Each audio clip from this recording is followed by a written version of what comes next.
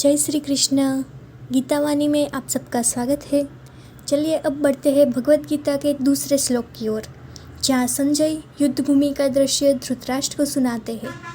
तो श्लोक है, संजय उवाच दृष्टा तु पांडवानिकं व्यूढ़ं दुर्योधनस्तदा आचार्यमुपसंगम्य राजा वचनम ब्रवीत। हिंदी में इसका अर्थ है, संजय ने कहा, उस समय राजा दुर्योधन ने पांडवों की सेना को युद्ध के लिए व्यवस्थित देखा तो वह अपने गुरु द्रोणाचार्य के पास जाकर यह वचन बोला। अब आइए इस श्लोक को विस्तार से समझते हैं। युद्ध अभी शुरू नहीं हुआ है, दोनों सेनाएं युद्ध भूमि में सज चुकी है और अब संजय जो दिव्य दृष्टि से सब देख रहे हैं, राजा धृतराष्ट्र को दृश्य का वर्णन कर रहे हैं। पांडवों की सेना को देखकर सबसे पहले कौरवों का राजा दुर्योधन प्रतिक्रिया देता है। ध्यान दीजिए, यह वही दुर्योधन है जो अहंकार, सत्ता और क्रोध का प्रतीक है।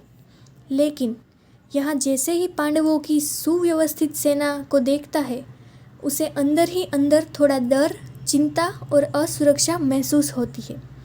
और क्या करता है वो सीधा जाता है अपने गुरु द्रोणाचार्य के पास, यानी उसके अंदर जो विचार चल रहे हैं वह उन्हें अपने शिक्षक से साझा करता है।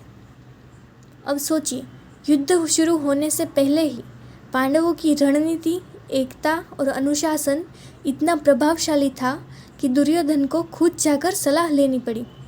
यहाँ से हमें दो चीज़ें समझ में आती है। पहली, पांडवों की सेना में व्यवस्था थी, नेतृत्व था और संकल्प था।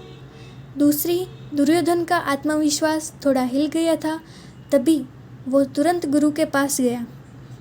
दार्शनिक रूप से देखें तो ये श्लोक हमें याद दिलाता है कि जब किसी का अहंकार सामने एक सच्चे धर्म के नेतृत्व से टकराता है तो उसे भी अपनी रणनीति पर पुनर्विचार करना पड़ता है।